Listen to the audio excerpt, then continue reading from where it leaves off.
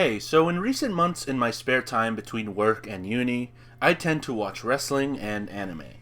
3 animes I've recently seen are Pokemon Diamond and Pearl, which was good fun, Jujutsu Kaisen, which was fucking incredible, and third is the one I want to talk about.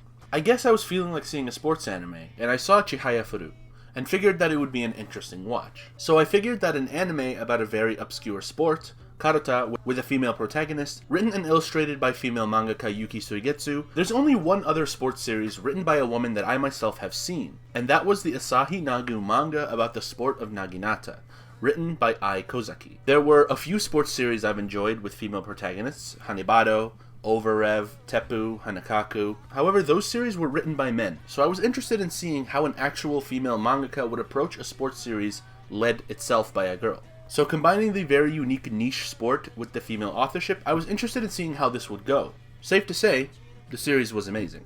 Now, cutting to the chase. Why is this series so powerful? Why is it worth watching? I'll try to concisely present 3 reasons this series resonated with me, but without any spoilers, so anyone who hasn't yet seen or read the series, this video is safe. One of the first potential hurdles in watching this series would be understanding or being invested in the sport of Karuta. Karuta is a very Japan-specific game, and as mentioned in the series, even lots of regions in Japan don't really care about it. That's how niche this sport really is. It also had no professional scene, at least at the time this manga was created in 2007. I'm not really sure about today. The basic premise of Karuta is to determine what cards you need to take and grab the card before your opponent does. The version being played in the Chihayafuru series is Hyakunin Ishu Karuta, or 100 Poems Karuta. This version has a reader reading verses from up to 100 different poems, and the player must both have poems memorized and try to determine what verse will be read next and get the card before their opponent. It may seem like a game of simple speed and reflexes akin to a sort of quiz game show, but mangaka Yuki Suigetsu makes it clear throughout the series that Karuta is actually a lot more than just being quick.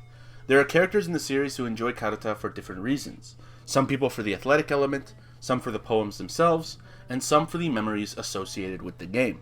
And some even have a combination of these factors.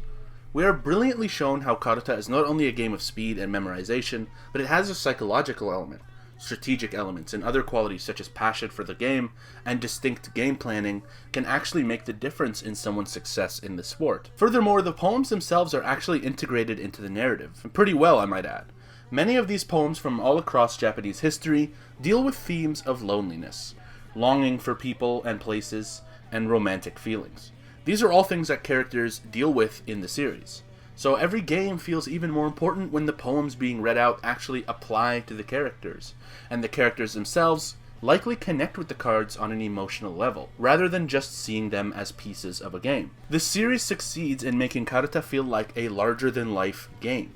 Even while both in real life and in the series, it is a rather obscure game. But when you hear the beautiful poems being read out so gracefully by the in-series readers, Karuta feels like the most important thing in the world.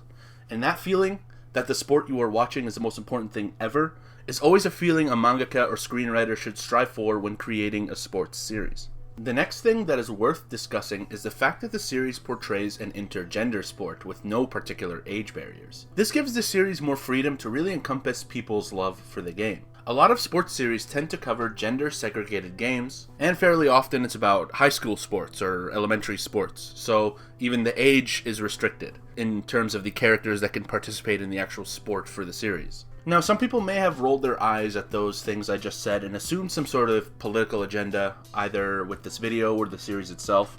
However, I think this aspect is brilliant because Chihayafuru really emphasizes the universality of sport. In the series, people of all backgrounds love Karuta. Boys, girls, men, women, people from different economic backgrounds, the very young, the very old, and even different racial backgrounds.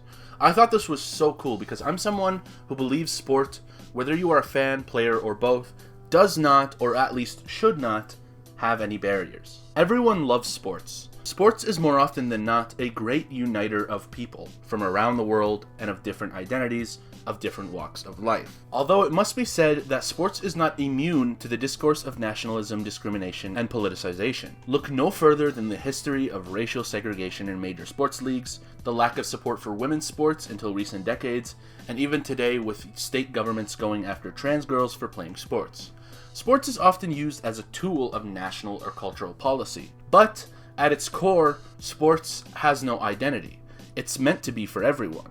Despite all of these setbacks, all the people that I mentioned just now that faced barriers to playing sports still tried and still try to play.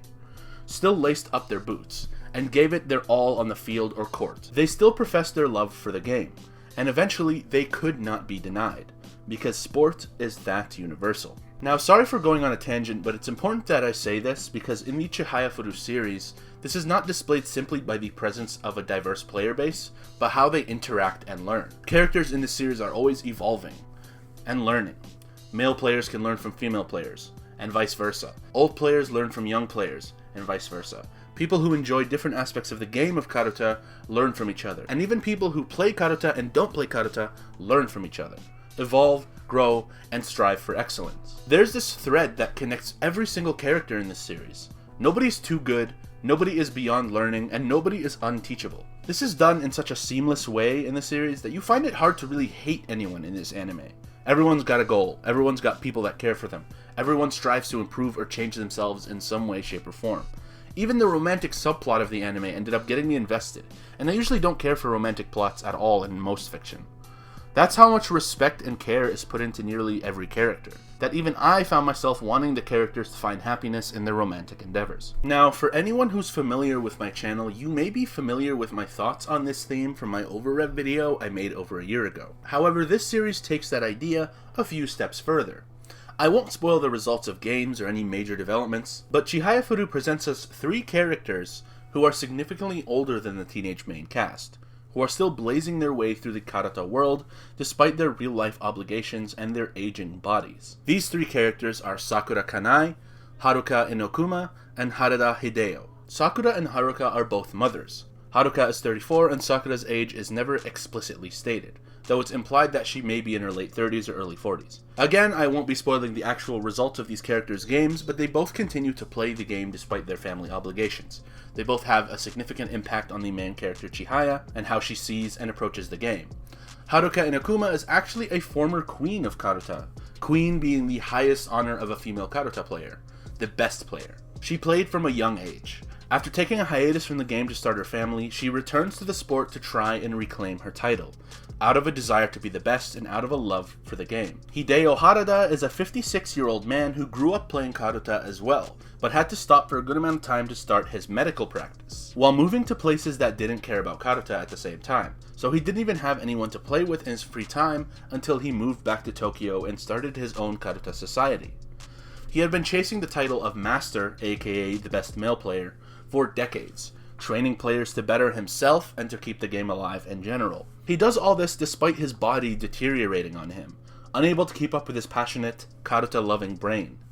These 3 characters defy all expectations, rebelling against Father Time himself in order to play and excel at the game they love. These are the main 3 that really brought the most inspiration in regards to age barriers, but there are players of all ages in this series. Children, teens, young adults, middle-aged people, and of course old people. I think this is an extremely powerful thing to have in the series, because it represents that it is not impossible to participate in passions and or hobbies when you get older. It just takes more guts and willpower to be able to pull it off. Much like the scene in Overrev I mentioned before, I always really enjoyed these kinds of storylines in works of fiction because I was raised in an environment that taught me to be scared of the quote-unquote real world. That once you hit a certain age, the fun stops. But with characters like these, it shows that the fun doesn't have to stop. You just have to be able to juggle your passions with your responsibilities. It takes a certain mental fortitude to pull it off, and if you can do it, there can always be room for yourself, even when things get hectic and tough. So, those are the 3 major factors that I think make Chihayafuru such a powerful series, and one of my new favorite anime of all time. Thanks for taking the time to watch this, I hope you're doing well, and I'll see you on the next one.